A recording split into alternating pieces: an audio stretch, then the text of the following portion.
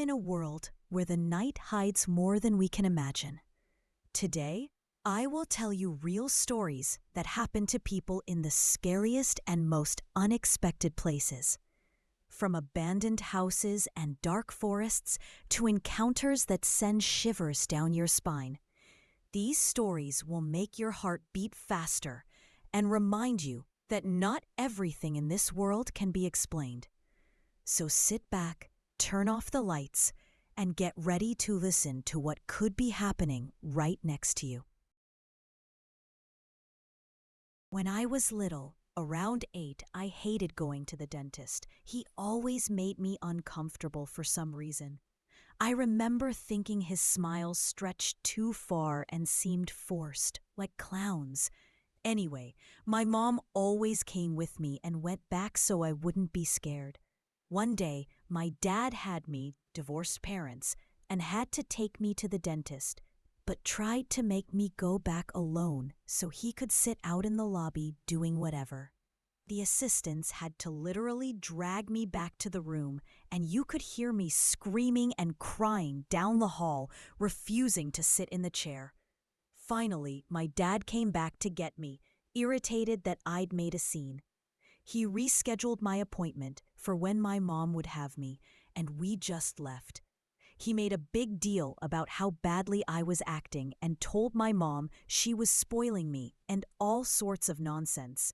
2 weeks later, it was on the news that my dentist had been charged with child pornography after molesting children under anesthesia and photographing it. I lived in a small college town, and my apartment complex was within walking distance of the downtown bar area. One weekday night, I stepped out onto our front porch to smoke a cigarette or two. I was up late studying. I brought my textbook with me and sat down on the stairs while I smoked. A girl, someone I'd never met but who lived one apartment over on the ground floor, came home from downtown. She was by herself, and from the way she was walking, it was clear she'd been drinking. She went into her apartment and barely managed to close the door before some guy, who seemed to come out of nowhere, knocked on it. She opened the door, and I noticed he introduced himself, which immediately struck me as strange. Who goes to a stranger's apartment at 2:30 in the morning to introduce themselves? So I decided to stay outside and keep an eye on things. They ended up talking for over 10 minutes. She later said she knew how weird it felt, but didn't know how to end the conversation. The guy kept doing really unsettling things, like reaching up and stroking her hair several times, and slowly trying to inch his way closer to her and the door. I made a point of being loud with my textbook, so he'd know someone was watching. Eventually, he disappeared as suddenly as he had appeared. We called the cops, and a few days later, the girl and I met with a sketch artist. Once the sketch went public, calls started flooding in. It turned out the man was a serial predator who followed women home from bars, pretending to be a cab driver offering them a ride. The only reason my neighbor was safe that night was because she lived close enough to walk. He didn't get the chance to use his usual trick.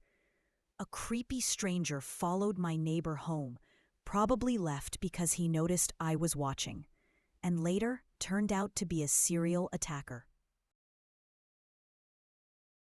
When I was little, my mom used to take me to Kmart and let me wander around the toy section while she shopped.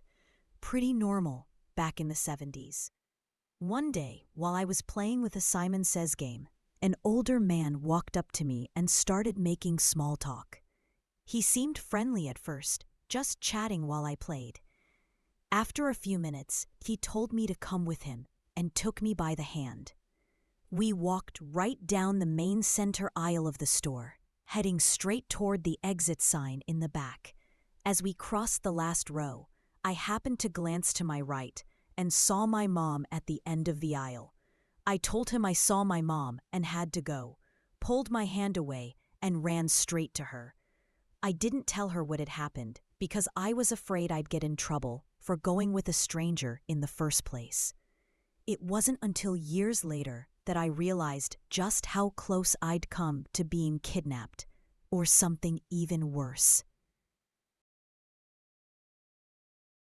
On a cold winter night, in a remote village in Quebec, Canada, in 1990, my two brothers and I were asleep. We were 1, 3, and 6 years old.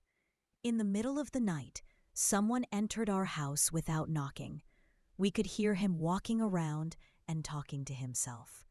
Our home was about 2 miles from the nearest village, out in a rural area. My father woke up and went to the living room, where he found the man. He had been in a car accident about a mile from our house. His friend had died instantly, and the impact had torn his scalp so that it hung down over his face. The first thing my father saw was a man who looked like he had no face. He was drunk, his body was freezing, and he kept muttering to himself, "Je vais mourir, je vais mourir," which means I'm going to die. Ironically, the freezing cold might have saved him, slowing his bleeding just enough to keep him alive. My father quickly got him into the car and drove him 25 kilometers to the nearest hospital. He survived.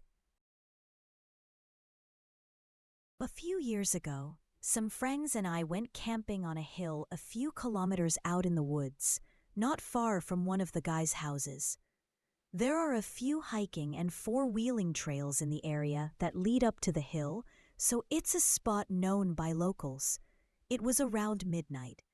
We had a fire going and were just sitting around, having a good time, when the guy sitting across from me suddenly yelled, "Who are you?" I turned around, and there was this man, about 6 feet tall, standing at the edge of the woods, just staring at us. He was holding a large rock in his hand. One of my friends quickly notched an arrow into the compound bow we'd brought. The guy across from me grabbed the hatchet, and I pulled the knife off my belt. None of us really knew what we were doing. We were just scared. The man never said a word. He just stood there for a while, watching us, before slowly backing into the darkness of the trees. We didn't sleep at all that night. We kept the fire burning high until morning. I was born and raised in North Dakota.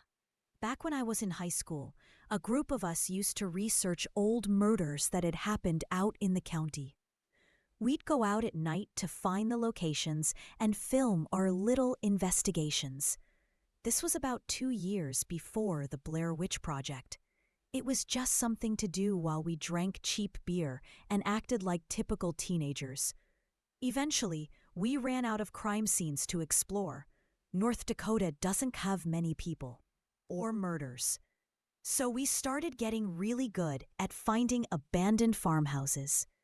We'd drive the dirt roads looking for telltale signs, rutted driveways, deliberate tree groves, and old mailbox posts. One night, we spotted a tree grove that looked out of place, always a good sign, and drove through the field until we found an old, but not ancient, farmhouse. The doors had padlocks on the outside, but they were easy enough to break. We knocked them off and stepped into the kitchen.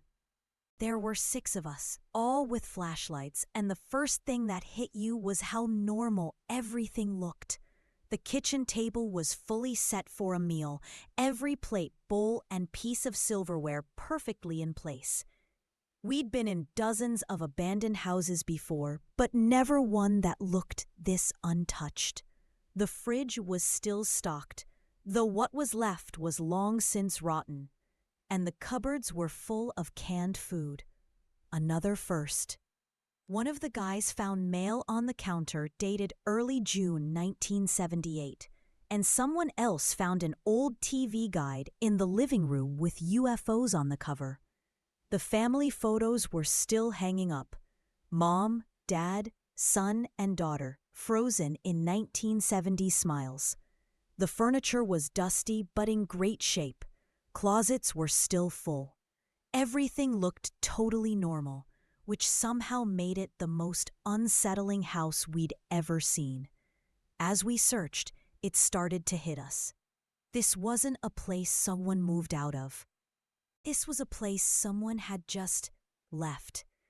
Imagine locking your front door one day and never coming back. That's what it felt like. We went upstairs and split into pairs to check the 3 bedrooms.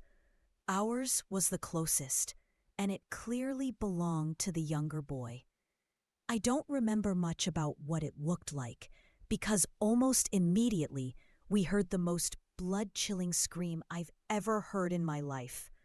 We ran into the hallway, everyone yelling over each other.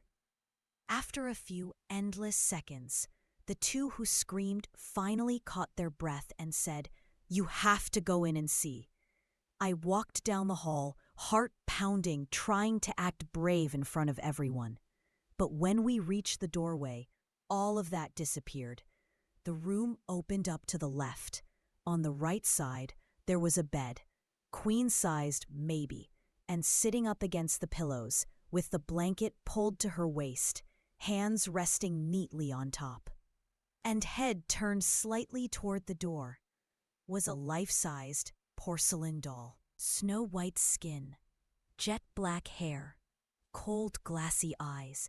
And those eyes, they caught the light from our flashlights just right, like they were alive, waiting for us.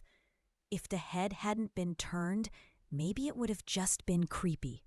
But it was turned just enough to look right at anyone who walked through that door. Like it had been waiting for someone to come back for 20 years. We bolted out of there, down the stairs, out the door, into the car. No one said a word until we were halfway home. That's when it really started to sink in. Even though the house had been abandoned, someone had taken the time to set up that doll before leaving. They didn't pack food, they didn't take their clothes or family photos, but they made sure that doll was sitting there, waiting. We tried researching the family's names later, but found nothing.